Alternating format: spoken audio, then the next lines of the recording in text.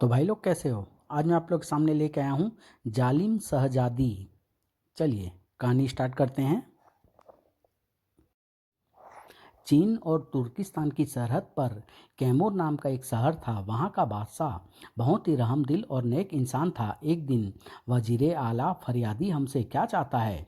जहाँ पनाह फरियादी रहमान बूढ़ा और गरीब है। अपनी जवान बेटी की शादी के लिए इसके पास पैसा नहीं है और हम समझ गए खजाने से इसे 10,000 दिनार फौरन दे दिए जाएं। बादशाह के आदेश पर गरीब फरियादी को 10,000 दिनारें दे दी गई। बादशाह सलामत का इकबाल बुलंद हो। आपने मेरी बहुत बड़ी मुश्किल हल कर दी। मैं जिंदगी भर आपकी गुलामी करूंगा। बादशाह कैमूर बड़ा ही दयालु व न्यायप्रिय था। अपनी प्रजा के दुख दर्द का वह बहुत ख्याल रखता था। दरबार से जब बादशाह अपने हरम में पहुंचा तो सब कुछ जानकर बेगम ने उसे आड़ों हाथ लिया। आप भी कमाल करते हैं, दूसरों की बेटियों की शादी कराते फिरते हैं और अपनी बेटी का जरा भी ख्याल नहीं है आपको। मेहरू की बात कर रही मेहरू की बात कर रही हो बेगम? क्या हुआ हमारी बेटी को? मुझे कुछ नहीं हुआ है अब्बाजान, मगर मेरी शादी आपको मेरी मर्जी से ही करनी होगी और शादी के लिए मेरी जो शर्त है मैंने अम्मी जान को बता दी है। क्या शर्त है हमारी बेटी की? जरा हम भी तो सुने। क्यों बेगम, क्या कहना है हमारी लाडली का? हमारी मगरूर शहजादी की जिद है कि वह उसी जवान शहजादे से निकाह के लिए तैयार होगी जो इसके लिए एक सवाल का सही सही जवाब देगा। और सवाल क्या है हमारी बिटिया का? गुस्ताखी माफ़ हो अब्बाजान, जो शहजादा मुझसे निकाह की आरजू लिए आएगा सवाल मैं उसी से पूछूंगी। ठीक है, यही सही, हम मुनादी करवा देते हैं। जो भी शहजादा हमारी में मेहरू के सवाल का सही सही जवाब देगा उसी को शहजादी के साथ निकाह का फ़क्र हासिल होगा। उफ, यह क्या गजब करने जा रहे हैं आप। अपनी बेटी की शर्त का अगला हिस्सा भी तो सुन लीजिए। आप पहेलियां मत बुझाइए बेगम, साफ साफ कहिए बात क्या है। क्या चाहती है हमारी मेहरू? अपनी मेहरू की खुशी के लिए हम उसकी हर बात मानने के लिए तैयार हैं। अब्बा हुजूर, आपने जो कुछ भी कहा है उससे मुकर मत जाइएगा। इतनी बड़ी बात कहने से पहले जरा यह तो जान लिया होता कि क्या चाहती है मेहरू। उफ, अब कुछ कहोगी भी बेगम? आखिरकार बेगम ने बताया, मेहरू की शर्त है कि जो भी शहजादा उसके सवाल का सही सही जवाब नहीं दे सकेगा उसका सिर कलम करवा के महल की दीवार पर लटकवा दिया जाएगा। ओह नहीं, अगर यह नहीं होगा तो मेहरू शादी भी नहीं करेगी। बादशाह ने मेहरू को समझाया, अपना फैसला बदल डालो बेटी, किसी की जान लेना ठीक नहीं है। नहीं अब्बाजान, मैं अपना फैसला नहीं बदल सकती। मैं अपनी शर्त मनवाने के लिए किसी पर दबाव भी नहीं डालती, लेकिन इस तरह तुम कभी शादी नहीं कर पाओगी बेटी। कौन अपनी जान देने यहाँ आएगा? शहजादी मेहरगंज महल की खिड़की के पास जाकर खड़ी हो गई। जरा यहाँ आइए अब्बाजान। वहाँ वहाँ क्या है? बादशाह ने खिड़की से झांक कर बाहर देखा। अरे कौन है ये लोग? ये सभी मेरे दीदार का फ़क्र हासिल करने के लिए यहाँ आए हैं। ओह, लेकिन अगर इनमें से कोई तुम्हारे सवाल का जवाब न दे सका तो वह मारा जाएगा। मैंने अच्छी तरह इन्हें अपनी शर्त बता दी है, अभी भी कुछ नहीं बिगड़ा है, ये वापस जा सकते हैं। फिर भी बेटी यह ठीक नहीं है, लोग हमारे दुश्मन हो जाएंगे।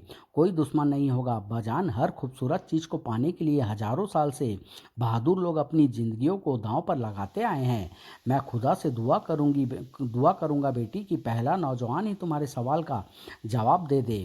दूसरे दिन राजमहल के एक खास कमरे में शहजादी मेहरगंज ने उससे शादी करने के इच्छुक नौजवानों से अपना सवाल पूछना शुरू किया। क्या तुम बता सकते हो गुल ने सनोबर के साथ क्या किया? यह गुल कौन है और यह सनोबर? सवाल नहीं, जवाब दो। युवक उत्तर न दे सका। रहम कीजिए शहजादी साहिबा, ले जाओ इसे और कत्ल कर दो। मौत के सामने गिड़गिड़ाने वाले मुझे पसंद नहीं हैं। जो हुक्म शहजादी साहिबा। इस तरह एक एक करके शहजादी मेहरगंज ने सैकड़ों नौजवान शहजादों को मौत के घाट उतार दिया और उनके सिर महल की दीवार पर टंगवा दिए। यह शहजादी है या डायन? यहाँ से वापस लौट चलने में ही भलाई है। बादशाह कैमूर और उनकी बेगम परेशान हो उठे। मैं कहती हूँ उसे रोकिए, यह कत्लेआम बंद कराइए। बेगम, हमारी समझ में कुछ नहीं आ रहा कि हम क्या करें। हम कई बार उसे समझा चुके हैं पर सब बेकार। वह अपनी जिद से जरा भी टस से मस होना नहीं चाहती।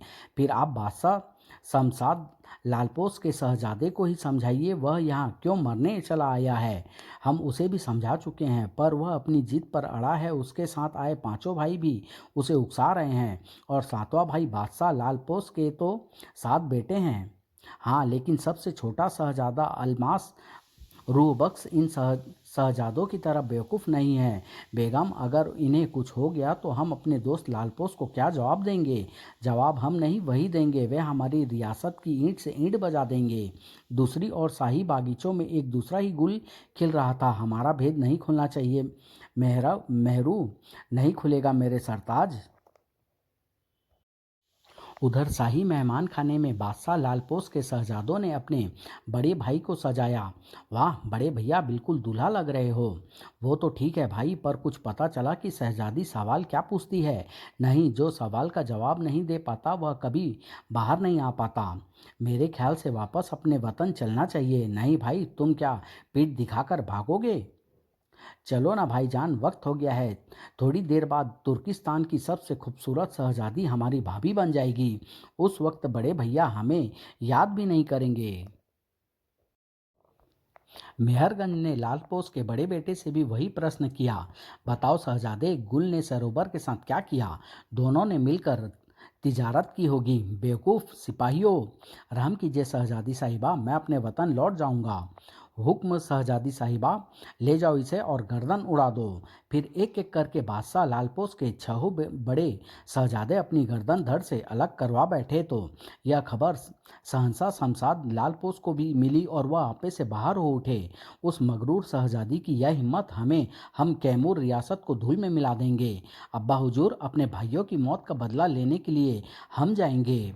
अब्बा हुजूर, हम पर भरोसा कीजिए, वह मगरूर शहजादी हमें नहीं हरा पाएगी। हमारा दिल तुम्हें भेजने की इजाज़त नहीं देता बेटे, लेकिन हमें उस मगरूर शहजादी का गरूर से तना सिर आपके कदमों में झुकाना है। अपने मरहूम भाइयों का सिर कलम किए जाने का इंतकाम लेना है। हम जरूर जाएंगे अब्बा हुजूर। ठीक है बेटे, अगर तुम भी हार कर अपनी गर्दन कटा बैठे तो हम खुदकुशी कर लेंगे। एक तेज घोड़े पर सवार होकर अलमास शाह कैमूर के महल के बाहर पहुंचा। दीवार पर टंगे सैकड़ों सिरों में अपने भाइयों का सिर देखकर अलमास की आंखें भर आई। जिसने तुम सब की यह हालत की है भाईजान, मैं उसकी इससे भी बुरी हालत करूंगा। अम्मास सीधे महल में न जाकर शहर में एक अजनबी बूढ़े के घर पहुंचा। बाबा, इस मुल्क में हम परदेसी हैं, कुछ दिन यहाँ ठहरना चाहते हैं। आप क्या किसान हैं? नहीं बेटा, मैं राजमहल का माली था, पर अब मेरी बेटी मेरी जगह काम करती है। ओह, हमारा नाम अलमास है बाबा। यहाँ हमें कहीं ठहरने की जगह मिलेगी? क्यों नहीं बेटा, यहीं रहो। हम गरीब जरूर हैं, मगर तुम्हारी खिदमत में कोई कसर नहीं छोड़ेंगे बेटा। राजमहल में राजकुमारी मेहरू की खिदमत करने वाली कनीज हुस्ना उस रात जब अपने घर लौटी तो, अब्बा जानी, यह कौन है? धीरे बोल, बेचारा परदेसी है, थक कर गहरी नींद सो रहा है। उफ, कौन है यह परदेसी, इतना खूबसूरत नौजवान? हुस्ना चटाई बिछाकर लेट गई, पर उसकी आंखों में नींद नहीं थी। क्या यह भी शहजादी से शादी करने आया है? यह कमबख्त शहजादी उस जादूगर हप्सी के लिए न जाने कितनी हसीन जिंदगियां खत्म कर देगी। सुबह अलमास अपने सामने एक खूबसूरत लड़की को देखकर चौंक पड़ा। यह मेरी बेटी हुस्ना है। अलमास महल में शहजादी के साथ रहती है। सलाम परदेसी। सलाम। रात में आप कब आई हमें पता ही नहीं चला। आप गहरी नींद में सोए थे। हाँ शायद, वरना आपको जमीन पर न सोना पड़ता। मैंने ही जगाने से मना कर दिया था। तकल्लुफ छोड़िए, मेरा नाम हुस्ना है, मैं गुलाम हूँ और आप मेहमान। ऐसा ना कहिए, आप हमारी मेज़बान हैं। हम आपकी मेहमान नवाजी का तहे दिल से शुक्रिया अदा करते हैं। बरखुरदार, तुम तो बड़ी अच्छी जुबान बोलते हो। हुस्ना बेटी, मेहमान को कोई तकलीफ ना हो। नहीं होगी अब्बा जान, अब मैं जाऊं? हुस्ना के काम पर जाने के बाद अलमास शहर घूमने निकल गया, पर कहीं भी उसे शहजादी का सवाल मालूम नहीं हो सका। अब क्या करना चाहिए, यह कैसे पता चले कि शहजादी का सवाल क्या है? धीरे धीरे हुस्ना के यहाँ रहते हुए अलमास को कई दिन बीत गए। एक दिन, अरे आज तो तुम बहुत जल्दी आ गई, अभी तो रात भी नहीं हुई। हाँ, मुझे लगा कि मेहमान घर पर भूखा बैठा होगा। तुम्हें हमारा इतना ख्याल है हुस्ना, जितनी खूबसूरत तुम हो उतना ही खूबसूरत तुम्हारा दिल है। मेहमान की खिदमत करना हमारा फर्ज है। फिर अपने मेहमान को किसी दिन राजमहल भी तो दिखाओ, इसमें क्या मुश्किल है। पर तुम्हें स्त्री का रूप बनाना होगा। क्या कह रही हो हुस्ना, मर्द होकर हम औरत का रूप बनाएं? फिर तुम महल में नहीं जा सकते। और अगले ही दिन कैसा लगता हूँ, कैसा नहीं कैसी लगती हूँ कहो। ओह, मैं भूल गया कि मैं अब तुम्हारी सहेली हूँ जीनत। भूल गया नहीं, भूल गई। अब चलो जल्दी, देर हो रही है, वहाँ जाकर गड़बड़ मत कर देना। दोनों घर से बाहर निकले तभी, अरे यह कौन है बेटी, अलमास कहाँ है, क्या अभी तक सो रहा है?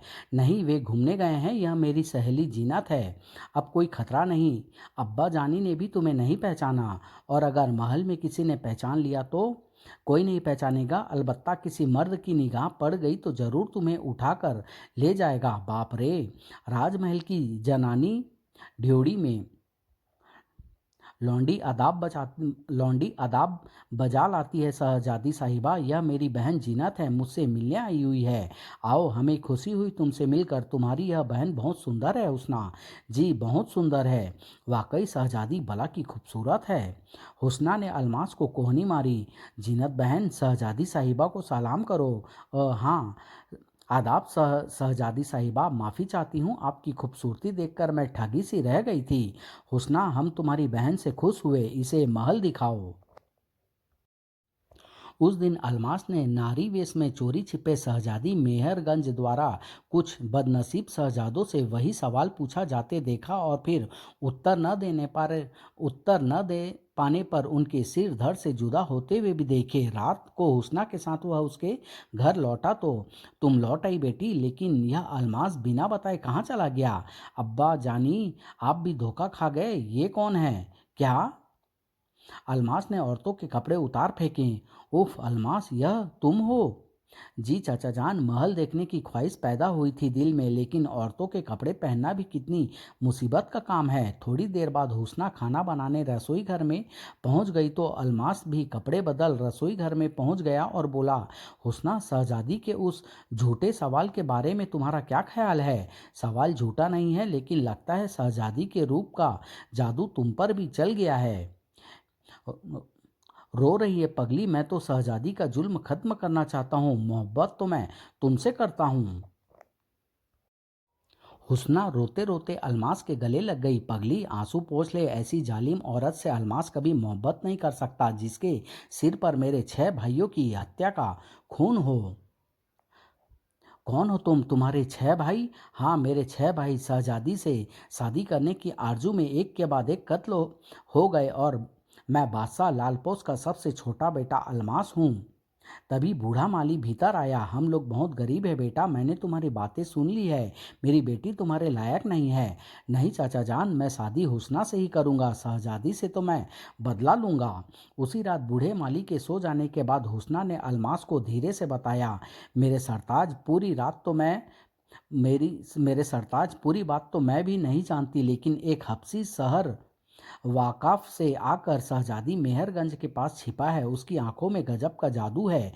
उसी ने शहजादी को यह सवाल पूछने के लिए कहा है कि गुल ने सरोवर के साथ क्या किया।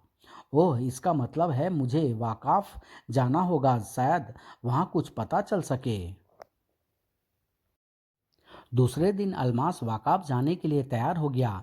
चाचा जान, हुस्ना का ख्याल रखना, यह मेरी अमानत है आपके पास। मैं जल्दी लौट कर आऊँगा। हमारी दुआएं तुम्हारे साथ है बेटा, अल्लाह तुम्हें कामयाब करे।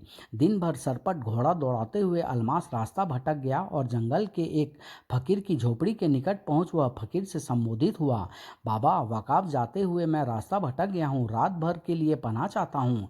बेटा, फकीर की झोपड़ी और खुदा के घर के दरवाजे सबके लिए खुले हैं, आओ बैठो। फकीर के पास रात भर विश्राम करके अगले दिन अलमास जाने लगा तो फकीर ने उसे एक चमत्कार दिखाया। या खुदा रहम कर, इस बच्चे की मुश्किल आसान कर। धुएं के बादल हटे तो घोड़े की जगह सी एक सी मुर्ग वहां दिखाई देने लगा। बाबा, मेरा घोड़ा? बेटा, वाकफ का रास्ता बड़ा मुश्किल है, रास्ते के सातों समुद्र तुम्हारा घोड़ा पार नहीं कर सकता था। यह सीमुर्ग तुझे वक़ाफ़ पहुंचा देगा और वापस भी ले आएगा। जब तू वापस आएगा तेरा घोड़ा तुझे मिल जाएगा। मैं आपका एहसानमंद हूँ बाबा। दूसरे ही क्षण अलमास सीमुर्ग की पीठ पर चढ़ गया और सीमुर्ग हवा से बातें करने लगा। मैं जल्दी लौट कर आऊँगा बाबा। खुदा तेरा सफ़र और मुश्किलें आसान करे बेटा। ऊंचे ऊंचे पहाड़ों और रेगिस्तानों को पार करता हुआ अलमास सीमुर्ग की पीठ पर उड़ता रहा। रास्ते के भयानक सातों समुद्रों को उसने पार किया और एक दिन हारा थका वह वाकाफ शहर में जा पहुंचा। मेरे लिए यह शहर अजनबी है, मुझे यहाँ पहले किसी से दोस्ती करनी होगी। तभी एक अमीर आदमी ने उसे रास्ते में रोका। वाह, कितना खूबसूरत सीमुर्ग है। इस शहर में तुम अजनबी लगते हो दोस्त, इसे बेचोगे? नहीं, यह बिकाऊ नहीं है, पर मैं तुम्हारी दोस्ती कबूल कर सकता हूँ। मुझे तुम्हारी दोस्ती मंजूर है अजनबी। मेरा नाम फारूक शाह है। यहाँ के शाही खानदान में मेरी बहुत पहुँच है। मैं बादशाह लालपोश का छोटा बेटा अलमास हूँ, यहाँ घूमने आया हूँ। दोनों में दोस्ती हो गई। फारूक शाह ने अलमास की बहुत खातिर की। एक दिन, यार फारूक, यहाँ के बादशाह का नाम सनोबर है। क्या तुम बता सकते हो कि यह गुल कौन है और उसने बादशाह के साथ क्या किया था? खबरदार, यह सवाल फिर कभी जुबान पर मत लाना अलमास, वरना मुसीबत में पड़ जाओगे। ये कहानी मैं यहीं समाप्त कर रहा हूँ। इसका अगला भाग बहुत जल्द आप लोग के सामने लेके आऊँगा। धन्यवाद।